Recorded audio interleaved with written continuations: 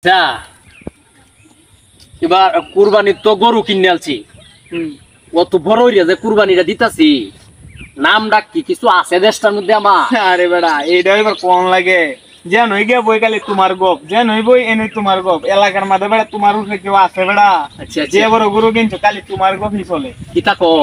এলাকার মাঝে খালি কইতাছো তুমি বলি বড় গরু কিনছো সবচেয়ে কুরবানির মাঝে আমি তো মনে কর যে গরুটা যে কিনছি কুরবানি দেওয়ার লাগিয়া, হ্যাঁ কয় লাখ টাকা দিয়ে কিনছি। 3 লাখ টাকা গরু কিনছো বেড়া না খালি এই গপই চলতেছে আর কি তা কইতাম ভাই শোন, আমি তো কুরবানি কিনছিল কুরবানি দাম নাম ডাকের লাগিয়া, হ্যাঁ মানুষের নাম হন লাগবো। নামি হইতাছে বেড়া চাই আনতে দেবা মানুষে কয় যে না লোকটা একটা গরু কিনছে। হ্যাঁ হ্যাঁ এইটাই এই হইতাছে নামটা যদি না হয়, যেটা আমি যে সুদি আনি হ্যাঁ। আমার নামটা যদি মানুষের না জানে, হ্যাঁ। গরু কুরবানি দিলে লাভটা কি তা? এইটাই তো মানে নাম এই সাইড ওইন্দে দেন ওই বই মানে কই মানে 8-10টা দোকান হইয়া বইছি হ্যাঁ। তোমার গরু হইতাছে ওই এত বড় গরু বেড়া 3 লাখ টাকা গরু কিনছে কোন বেড়াটা আছে আরে বাপ রে বাপ, এটা তো বিরাট কিছু হ্যাঁ, হয়েছে। বেড়া। সুদ আনিস বলে কুরবানি দিতে 3 লাখ টাকা দেয়া কোন আনিস? সুদ আনিস আরে এর কুরবানি হইব এই তো সুদ কা। আর সুদ খায় কি কুরবানি হইব? তা আমি তো এটাই করতেছি, এর কুরবানি তো জীবন হইতো না। এটা যে সুদ খায়, এটা সুদ খায় আর ফ্যাটটা বানাইছে মুডা, এর কুরবানি তো জীবন হইতো না। কই বড় দিলে এর ফ্যাটটা হারায়া ও করে সিদ্ধি করে আসবো। এটাই তো সুদ আনিছে বলে বড় কইরা বেটা গরু কিনছে, বড় একটা গরু কুরবানি দিব। কোন আনিস?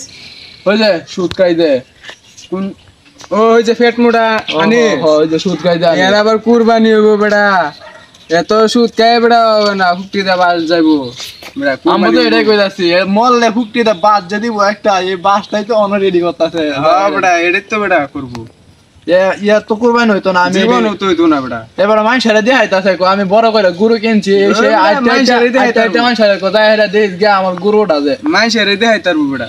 বেটা পরে আমি কইতাছি আরে বেটা আমি তো মনে মনে খেরে সামনে তার কিছু কইতাই না, বাদে কইছে আরে বেটা তোমার যে গরু কিনছো এটা মানুষের দেখানি লাগে কিনছো, তাহলে তোমার কুরবানি হইতো না তো। মাইসের তো দেখাই তারবো বেটা একটা ফ্রিজ কিনা ঘরের ভিতরে ঢুকাইয়া তৈব, আর গরিব বেড়া দেখলে কি ভাই দূরাই যায় গুস্ত আমার লাগবো, আমার নেওয়া নাইবো, এরে দেম ফেরে দেম। আর এটাই কত তো কিছু। বেটা। পরে আমি আর কিছু কইছি না, সামনে তো কই দেবো না, আর কইব আরে বেড়া আর কিটা শুরু করছে আমি আর কিছু কইছি না, কইছি আইতে যাই গেছে। তা ফুলা মানে মুড়ে মুড়ে বইয়ে কি আলাপ করে?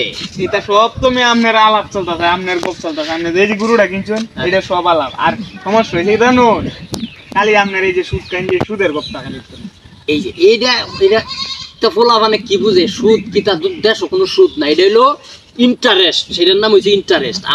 আমি মানুষের টেহা দিই, দিলে পরে মানুষের চলে হারে আমার কিছু ইন্টারেস্ট দেয়, এটাই তো বুঝে না মানুষে এটা সুদ কয় তা ফুলা মানে তা বুঝে।